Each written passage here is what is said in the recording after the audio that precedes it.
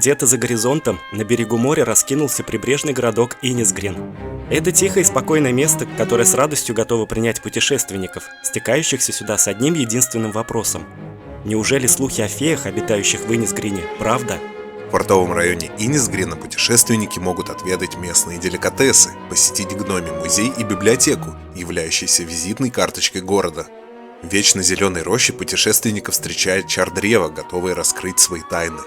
Но вековая чаща, расположившаяся в глубине леса, совсем не ждет незваных гостей. Эта часть Иннисгрина отделена от мира и живет по своим собственным законам. Много лет назад жители вековой чащи изгнали зло, угнездившееся в их мире.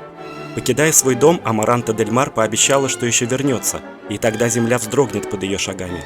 И вот этот миг настал. Она вернулась, и теперь желала свести счеты с каждым, кто осмелится бросить ей вызов.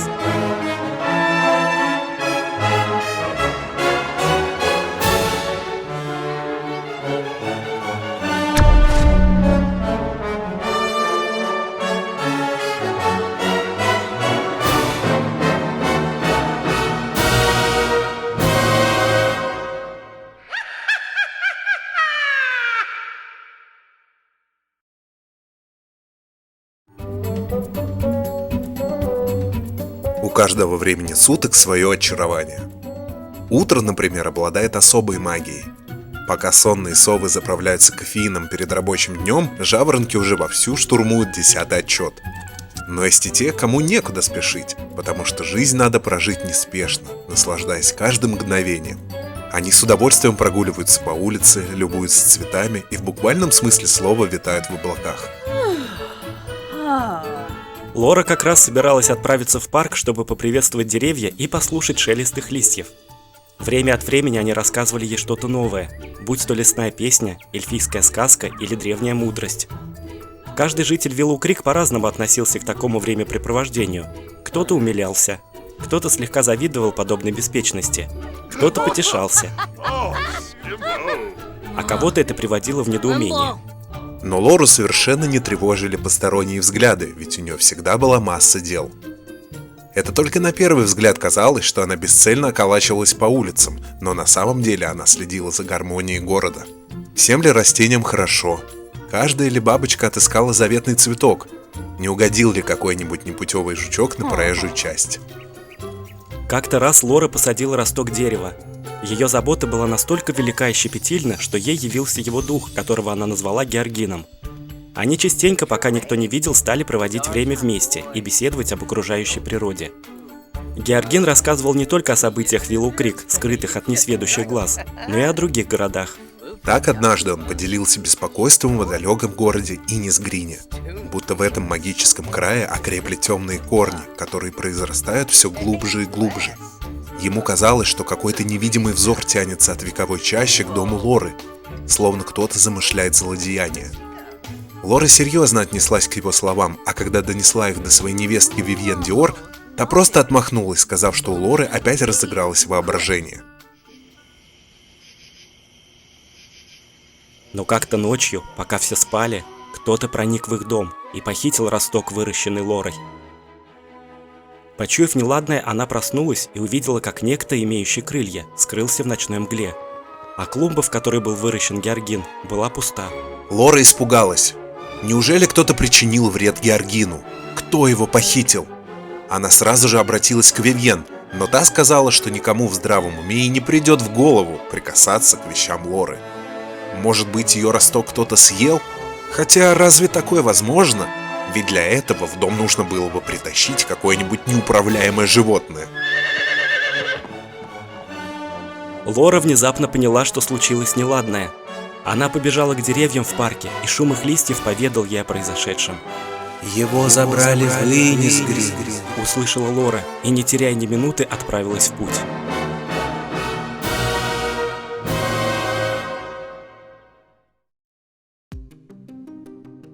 Катер высадил Лору на Адморском берегу. Тут была расположена шумная деревушка с колоритной архитектурой, богатой историей и живописными морскими пейзажами. В порту находился исторический памятник, повествующий о событиях, произошедших здесь много лет назад. Давным-давно, когда в Иннисгрине жили только феи, Компания людей вышла в море в надежде отыскать остров из легенд про мать природу и ее волшебные владения. Юный капитан по прозвищу Малыш чудом вывел корабль к Иннисгрину. К сожалению, Малыш не знал, как правильно пристать к берегу, и его судно разбилось. Теперь оно доживало остатки лет у берегов Иннисгрина и стало местным достоянием. Сойдя с причала, Лора сразу же очутилась у музея, похожего на маяк.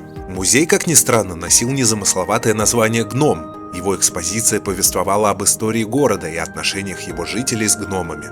Именно отсюда Лора решила и начать поиски. В музее она наткнулась на книгу с легендами о феях, древних созданиях, способных летать и подчинять себе явления природы. Книга описывала фей как существ, обладающих необъяснимыми сверхъестественными способностями. Иногда они вмешиваются в повседневную жизнь людей, принося им удачу, но, как правило, скрываются от глаз людских и живут обособленно. Феи способны влиять на природные события и управлять растениями. Их крылья, по природе напоминающие крылья бабочек, при взмахе создают пыльцу, которая может использоваться эзотериками и алхимиками в сильных зельях. По поверьям, феи живут в вековой чаще Иннисгрина. Однако это всего лишь легенды, которым не стоит доверять. Лора задумалась. Неужели Георгина похитила одна из фей? Но для чего?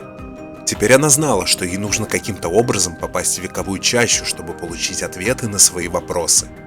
Чтобы отыскать путь к вековой чаще, Лора отправилась на центральную площадь, где надеялась встретить местных жителей.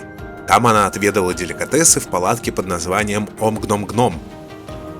Тут же стояла статуя великого гнома. Это символ мира между персонажами и гномами, а возвели ее через несколько десятилетий после окончания гномьих войн. Это важнейшее историческое событие во многом определило сегодняшние порядки на Адморском берегу. Именно поэтому гномов можно оживить лишь на время. Также гномьи войны стали толчком к основанию Совета фей.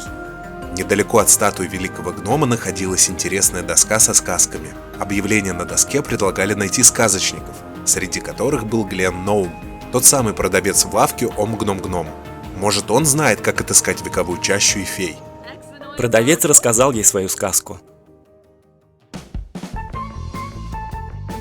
Стоял у небольшой речушки милый домик. Хозяина заботила проблема. С женой у них не ладилось упорно. А жить в раздорах – это просто дно. И вот однажды наш герой решил убраться дома, чтобы все сверкало. Провел в трудах часок. Пора и в душ. И так уже неплохо. Настала ночь, и как по мановению волшебной палочки навелся вдруг порядок.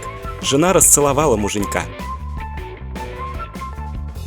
Точно какая-то фея убрала дом. Надо спросить у местных жителей, в каких фей они верят. Если верят вообще. Лора общалась с жителями и многое узнавала. Кто-то рассказал ей, что верит в Перри, древних крылатых красавиц, которые питаются благовониями. Кто-то верил в берегинь, которые живут там, где вода встречается с землей, и свято берегут свои тайны. Другие верили в сидов, тек, маховиц, ямба, дриад, благой-неблагой дворы. «Свет и тьма», — сказала жительница. Темным неблагим двором правила Амаранта дель Мар, пока ее не изгнали из Иннисгрина. Набралось аж 8 разных видов фей, принадлежащих к своим определенным группам. Теперь Лоре оставалось найти кольцо фей в вечно зеленой роще и выбрать, во что же верит она сама. Так Лора, узнав сказку, получила немного монет и зелье вдохновения. Какие странные грибы росли тут на поле вечно зеленой рощи. Слушать. Лора ходила по роще и слушала грибы. Здесь, в Иннисгрине, у Лоры не было жилья, но она не отчаивалась. Тут она была наедине с природой, поэтому запросто мылась в водоемах, не страшась холодной воды, занималась собирательством, отыскивая себе пропитание прямо под ногами. В общем, пользовалась разными благами природы, развивая свой навык жизни на природе. Опавшие листья и хвоя стали ее мягкой постелью. Но темный лес пугал своей гнетущей ночной тишиной. Кто знает, что скрывалось во мраке? Кто знает, что таилось в чаще и наблюдала из кустов? Лора замерзла и, кажется, заблудилась. Глубокой ночью она вышла к удивительному мосту, переброшенному через ров. Здесь, на раскидистой кроне огромного дерева, примостилась одинокая брошенная хижина. Кажется, тут давно никто не жил. Внутри царили темнота и беспорядок. Но тут хотя бы можно было укрыться от ночной прохлады. Именно эта хижина и стала ей приютом. Лора вошла внутрь.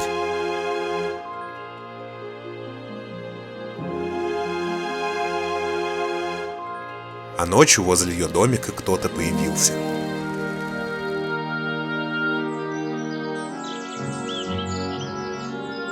Утреннее солнце теплым светом озарило округу. При свете дня хижина оказалась достаточно уютной. Тут было все для спокойной, размеренной жизни. И стулья, чтобы сидеть, и кровать, хоть и пыльная, но способная восстановить энергию. И все необходимые удобства. В шкафах Лора нашла заржавевшие столовые приборы и из овощей, собранных в земле, сумела приготовить себе завтрак. А с заднего двора открывался потрясающий вид на бескрайний величественный лес, уходящий далеко-далеко за горизонт. Быть может, где-то там находился Виллоу Крик, который Лора покинула так внезапно. Лора разожгла камин, озаривший комнату теплым уютным светом, и занялась делом. Она чувствовала себя героиней какой-то сказки. Вот-вот в хижину явятся гномы, которые скажут, кто спал на моей постели, кто ел из моей тарелки. Да, было бы намного лучше, если бы это были именно гномы, а не медведи. Но в доме Лоры так никто и не появился. На заднем дворе она посадила дерево настроения, чье семя нашла в Сильвадораде. Авокадо, лимон и некоторые овощи, добытые во время собирательства. Лора не знала, сколько пробудет в этом месте, но была намерена идти до конца, пока не найдет своего Георгина. К полудню ее дом сверкал чистотой. Лора избавилась от паутины, въевшихся пятен и мусора. Из ее дома открывался потрясающий вид на водопад, глубокий овраг и сам лес, пестривший необычными строениями. Это и есть та самая вековая чаща, о которой Лора прочитала в музее Иннисгрина. По поверьям, здесь обитали феи. Вековая чаща расположилась на поляне и была окружена большим непроходимым лесом. Здесь стоял древний камень со странными руническими письменами. Через него можно было телепортироваться в любое мистическое местечко. В Силвон-Глейд, что находился в ее родном Виллоу Крик, забытый грот или даже на вершину горы Комареби. Цунами обязательно должна об этом узнать. В своих странствиях Лора наткнулась на интересное растение и собрала его листья. Это был вспышка-корень, произрастающий исключительно в Иннисгрине. Также она собрала лепестки ауроцвета, а потом нашла лунный родник и насладилась полнотой своих эмоций. Это было полное единение с природой, созвучие с растениями, произраставшими в лесу, и гармония, заставившая сердце Лоры биться в такт сердца вековой чащи. Родник наполнил Лору жизненными силами, а она, в свою очередь, даровала ему свои чувства. Но все-таки упускать время было нельзя, нужно срочно заняться поисками Георгина. В мшистой палате Лора познакомилась с историей вековой чащи. Оказывается, история вековой чащи началась, когда мать природы, обратившись к силе полной луны, вылила свои чувства в лунный родник, и в нем пробудилось самосознание. С того дня в лунном роднике стали рождаться феи. Глубокие чувства матери природы, чары родника и волшебство фей дали жизнь удивительному лесу, который мы наблюдаем и сегодня. Здесь же она изучила документы суда фей. Если верить старым бумагам, которые хранятся в суде фей, когда-то в вековой чаще произошло разбирательство. Некая фея по имени Амаранта дель Мар, созданная матерью природой, ступила на темный путь, очернив весь род фей. Она стала проводить различные опыты и, приобщившись к темному искусству, использовала в своих гнусных экспериментах даже крылья фей и их пыльцу. Многие феи погибли. Тогда собрался совет фей и навсегда отлучил Амаранту от фейского сообщества и изгнал ее из вековой чащи. Куда она отправилась, никому не известно. Но языки судачили, будто она спустилась за тайными страшными знаниями в саму преисподнюю. Пусть преисподняя ее и поглотит. В вековой чаще Лора встретила множество удивительных существ. Легенды не лгали, это были феи. Лора познакомилась с одной из них, и та сказала: «Со стороны может показаться, что жизнь в вековой чаще похожа на сказку. Оно и понятно. Вокруг цветущие сады и сладкое пение птиц. Но и у сказки есть темная сторона. Тьма нависла над вековой чащей. Амаранта дель Мар вернулась, и теперь всем придет конец». Фея улетела, а Лора задумалась. Если та самая Амаранта вернулась, почему совет фей снова не изгонит ее? Почему феи, объединившись, сами не могут ее одолеть? Лора отправилась в здание совета фей, чтобы получить ответы на свои вопросы и среди книг отыскать сведения, которые могли бы пролить свет на то, что происходит в вековой чаще, и показать, кто же такая эта Амаранта дель Мар. Здание Совета Фей было достаточно необычным местом. Неудивительно, что оно располагалось в лесной чаще, вдалеке от посторонних глаз. Лора поискала архивные документы и наткнулась на любопытные заметки. Досье начиналось с того, что Амаранта дель Мар вернулась. Она заперлась в своем замке, и одному богу известно, чем она там занимается. В ее замок могут попасть только феи.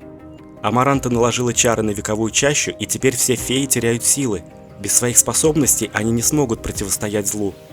Но совет фей надеется, что может в будущем у них появится новая фея, которую не тронули чары Амаранты.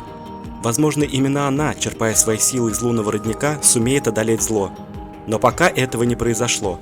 Чары Амаранты губительны для нашего мира. Деревья перестают плодоносить, а лунный родник засыхает.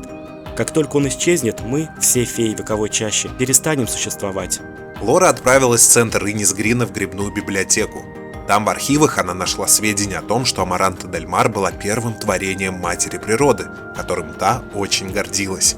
Она была не просто творением, но и учеником, последователем. Именно мать природы способна создать фей и даровать им магические способности. Но в какой-то момент Амаранта решила приступить все законы природы и пойти дальше, бросив вызов своей матери. Собрав все сведения воедино, Лора поняла, чтобы противостоять Амаранте и спасти Георгина, ей нужно стать феей. Только так она сможет проникнуть в замок Амаранты, вход в который воспрещен для всех, кроме фей. Обретя новые способности, Лора, возможно, сумеет одолеть ее, ну или хотя бы спасти своего друга Георгина. Тем временем в темных подвалах замка, куда не проникает солнечный свет, Амаранта дель Мар проводила свои эксперименты. Испуганные и покинутые, отчаявшиеся и не надеявшиеся на спасение духи растений ждали своей участи. Был среди них и Георгин. Для того, чтобы ее планы осуществились, Амаранте нужна сама их сущность. Именно она станет финальным ингредиентом для могущественного зелья, которое Амаранта собиралась приготовить. Лишаясь самих себя, теряя свою личность, духи растений превращались в безликие создания. «Такова цена науки», — считала Амаранта. Да, пока она будет доводить эликсир до совершенства, многие отдадут своей жизни. Ну что ж, так тому и быть. Покинув библиотеку, Лора вновь встретилась со своей знакомой и спросила, как ей стать феей, что для этого нужно, и вообще, сможет ли она пройти такую трансформацию. Та сказала, что для этого ей нужен специальный фейский росток. Получив росток, его нужно посадить, после чего появится мать природа. Она и подскажет, как обрести крылья. И действительно, не успела Лора посадить росток возле дома, как перед ней возникла мать природа. Она вручила Лоре зелье и сказала, что процесс становления феи произойдет в лунном роднике, в который Лоре нужно окунуться. Лора отправилась к лунному роднику и ощутила, как по ее жилам растекается магия. Это было совершенно новое, неведомое ранее состояние. Ничего подобного Лора никогда не испытывала. У нее появились крылья, а слух обострился. Теперь она слышала каждую птицу, поющую в кронах деревьев, каждую пчелу, кружащую над цветком. Она буквально сама ощущала, как растения шевелят листьями, как их корни глубже и глубже уходят в землю.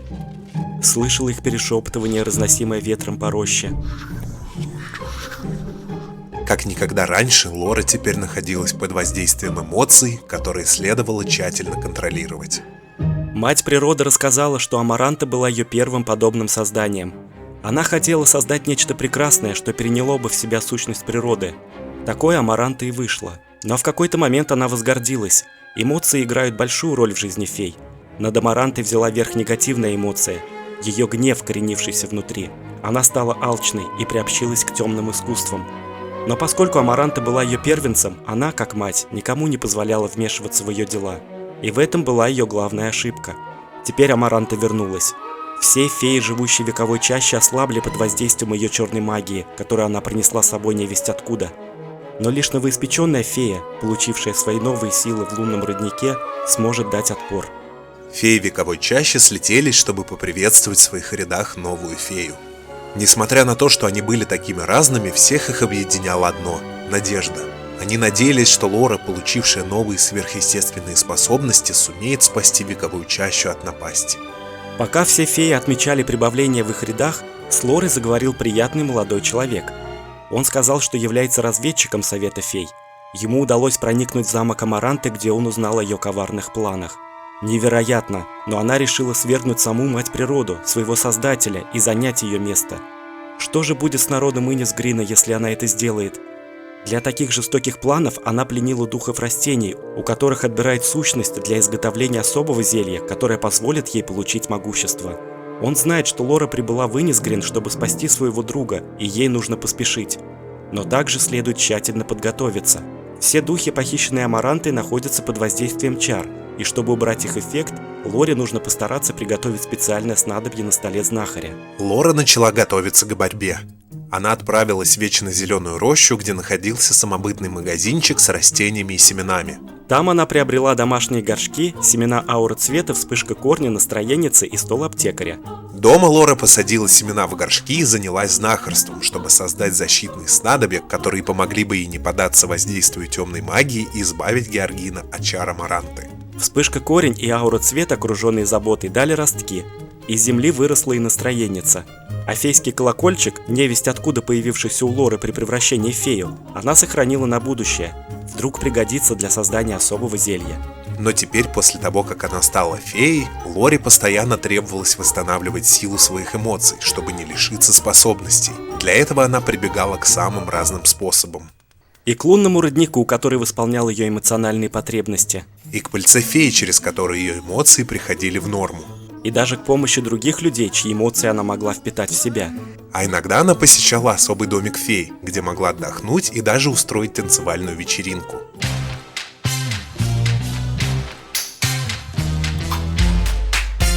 Амаранта тоже пользовалась домиком фей, вытряхивая из него волшебную пыльцу. А чтобы повысить свой досуг и не падать духом, Лора занималась рисованием, запечатлевая на холсте все, что видела вокруг. А потом снова приступала к знахарству. Тем временем настроенница выросла в прекрасное крепкое растение, и Лора наконец-то могла использовать плоды своих трудов при создании зелий и снадобий. Лора научилась управлять своими способностями и теперь могла вдохнуть силу природы в растения и собирать с них эмоциональные эликсиры. А еще Лора могла полностью соединиться со своими подопечными, превратившись в маленькую букашку, опыляющую цветы.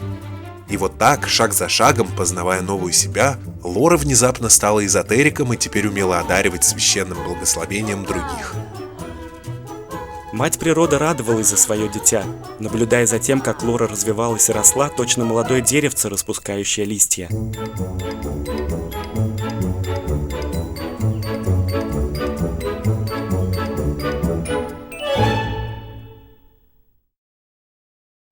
Поздней ночью Амаранта наконец сумела заполучить то, что так долго желала. Она создала совершенное зелье, вобравшее в себя гнев, ярость и предсмертную агонию, приправленное щепоткой сушеных фейских крыльев, перемешанное до однородной субстанции. Сущность духов растений вдохнула в это зелье неимоверную силу. Скоро Амаранта займет место своего создателя и сама станет матерью природой. И тогда вся природа заживет лишь по ее законам. Утром Лору разбудил настойчивый стук капель по крыше. В вековой чаще, где всегда было солнечно и уютно, началась гроза. Небо раскололось надвое и обрушилось на чащу сильным, многострадальным ливнем. К Лоре прилетел разведчик Совета Фей и сообщил страшную новость. Мать природа уничтожена. Скоро Амаранта займет ее место. Феи настолько ослабли, что даже стали терять свои крылья. Лора, которая совсем недавно стала феей и все еще полна сил, срочно должна что-то сделать. Лора отправилась в замок Амаранты. Она не боялась грозы, напротив. Она ощущала настолько крепкую связь с природой, что эта стихия и разыгравшаяся непогода придавали ей сил. Прямо перед замком ей явился дух матери природы. Она сказала, что Лора стала феей, овладела навыком знахарства и достигла просвещения. В своих успехах Лора дошла до того, что теперь, как истинная мать природа, могла дарить всем и каждому свое священное благословение. Амаранта была ее первым созданием, первой феей, появившейся в вековой чаще, и ее большим упущением. Как она могла закрывать глаза на все, что та творила, и теперь сама поплатилась за это. Затем дух исчез, а Лора вошла внутрь. В главном холле ее встретило множество магических светильников, трав и ингредиентов, бесконечных томов книг по черной магии. Но где же Георгин? Амаранта была на заднем дворе и дожидалась свою соперницу. Встав напротив нее, Лора вдруг почувствовала в себе великую мощь. Она ощутила невероятную связь с землей, на которой стояла, и сфокусировалась на этой связи. А окружающая природа ответила ей. Небо внезапно очистилось от туч и выпустило на волю яркое солнце.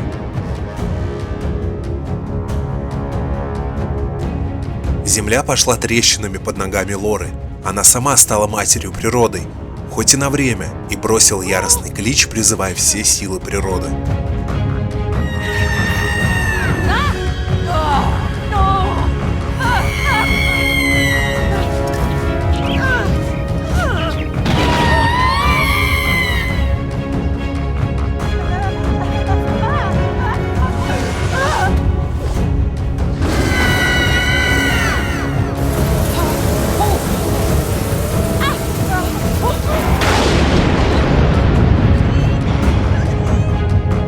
Амаранта была вынуждена уносить свои ноги и крылья и покинуть Иннисгрин снова.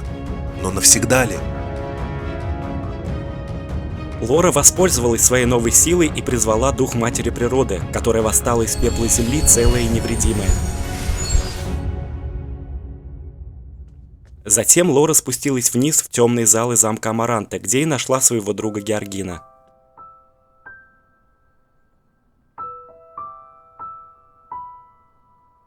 Что же с ним сделала Амаранта? Лишившись своей сущности, он перестал быть собой. Как недавно сама природа вдохнула в Лору новые исцеляющие силы, так и в него теперь тоже требовалось вдохнуть новую жизнь. Она дала Георгину свое зелье. И внезапно, к удивлению Лоры, Георгин, являвшийся духом растения, обрел плоть и превратился в человека. Лора освободила и других духов растений, у кого Амаранта забрала их сущность. Вместе с Георгином они покинули это страшное место.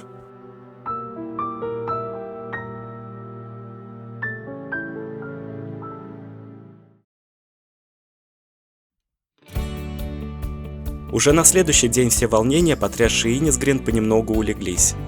Вековая чаща приходила в себя, восстанавливаясь после таких разрушительных событий. Лора и Георгин вели свой быт, наслаждаясь природой на кроне могучего дуба. Они занимались домашними делами, выращивали растения. Дел, в общем-то, у них было немало. Лора продолжила познавать себя и каждый раз находила в своих способностях что-то новое. Как сказала мать природа, она росла и крепла, как молодое дерево, распускающее листья. И она чувствовала связь с этим местом, куда большую, чем с каким-либо другим. Быть может, когда-то она вновь вернется в Виллоу Крик, но явно не сейчас. Вдруг Амаранта вновь решит возвратиться в Иннисгрин с новым коварным планом. Лора пока не могла оставить жителей на произвол судьбы. Она наконец-то обрела себя в этом странном крае, затерявшемся в лесах. Тут ей было спокойно. Это то самое место, где она чувствовала неразрывную связь с землей и всей природой. Это ее место. А впереди был безмятежный невозмутимый лес, доходящий до самого горизонта.